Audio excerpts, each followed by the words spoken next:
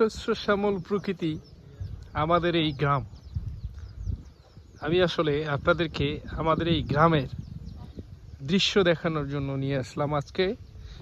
So আমি আসলে একটা লং ভিডিও তৈরি করতেছি, আপনারা দেখতে পাচ্ছেন। এই যে আমি এর আগে এগুলো কিন্তু আপনাদেরকে দেখিয়েছিলাম যখন ছোট্ট ছিল, ঠিক এমনি করে, এই যে ঠিক ওই যে ওটার মতো ছিল, তখন দেখিয়েছিলাম, এখান থেকে লাইভও করছিলাম।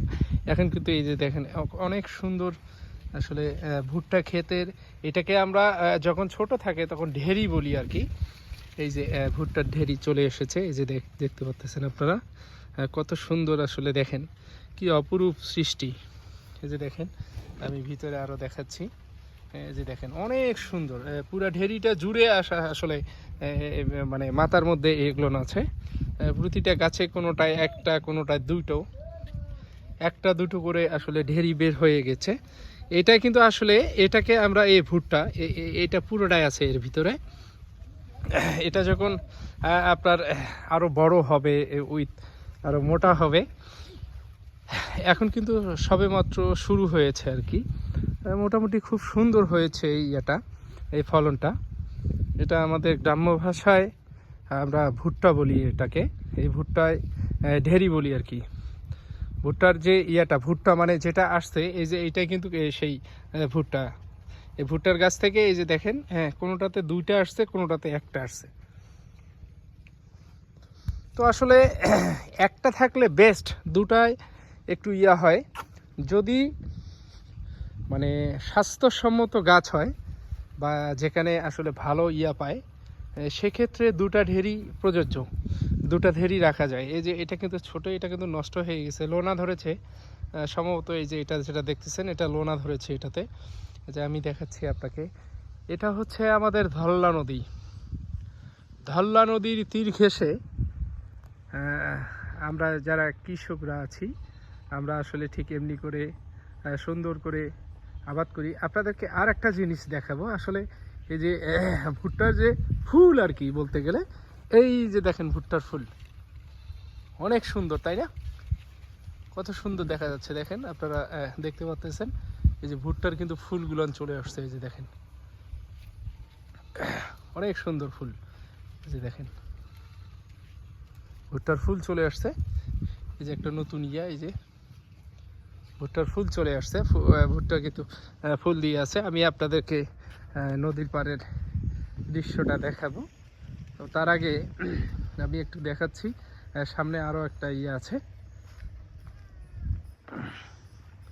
পাশে কিন্তু একটা মিষ্টি কুমড়ার বাগান আছে।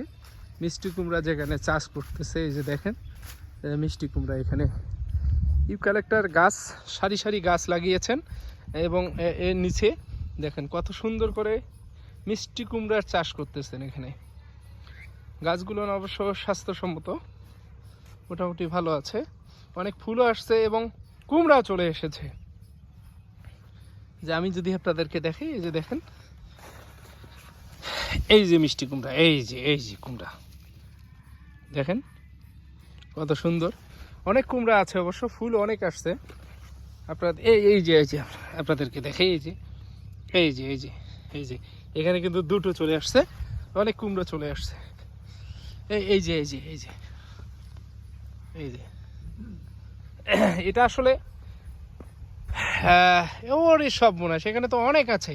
এই যে আপনারা দেখতে পাচ্ছেন, এই যে মিষ্টি কুমড়া, এই যে মিষ্টি কুমড়া, এই যে আপনাদেরকে দেখাচ্ছি, এদিকে অনেক আছে। দেখি ওখানে আসলে পাতার কারণে বোঝা যায় না, দেখা যাচ্ছে না। এই যে মানে এইদিকে চতুর সাইডে আমি দেখতেছি মোটামুটি বাম্পার ফলন হয়েছে মিষ্টি কুমড়া। এই যে আপনারা দেখতে পাচ্ছেন, এই যে অনেক মিষ্টি কুমড়া। আসলে এখন কিন্তু আসলে ছোট থাকার কারণে এগুলো আসলে কালো বর্ণ কিংবা সবুজ বর্ণ হয়ে আছে। এটা যখন বড় হবে, প্রাপ্ত বয়স যখন চলে আসবে, তখন কিন্তু এটা আসলে অন্য মানে এর রংটা চেঞ্জ হয়ে যাবে, রংটা পরিবর্তন হয়ে যাবে। আপনারা দেখতে পাচ্ছেন, এই যে আমি আপনাদেরকে দেখাচ্ছি, পুরা বেশ আসলে মোটামুটি মনে হয় যে এখানে 8-10 শতক জমি জুড়ে এটা চাষ করা হয়েছে। তারও একটু বেশি হইতে পারে।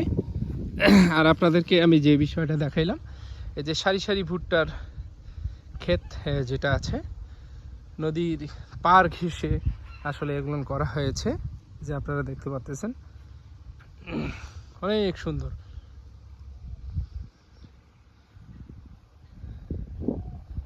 আবার নতুন করে আর একটা লাগিয়েছে। সো কেমন লাগলো আজকে আমার এই ভিডিওটা? অবশ্যই যদি আপনাদের ভালো লেগে থাকে তো অবশ্যই লাইক কমেন্ট শেয়ার করবেন, পাশে থাকবেন। কেমন লাগলো অবশ্যই আপনার মতামত একটু পোষণ করবেন। সে পর্যন্ত আপনারা সকলে ভালো থাকবেন, সুস্থ থাকবেন। সকলের সুস্বাস্থ্য কামনা করে আমি সাজু কাজী বিদায় নিচ্ছি। আল্লাহ হাফেজ।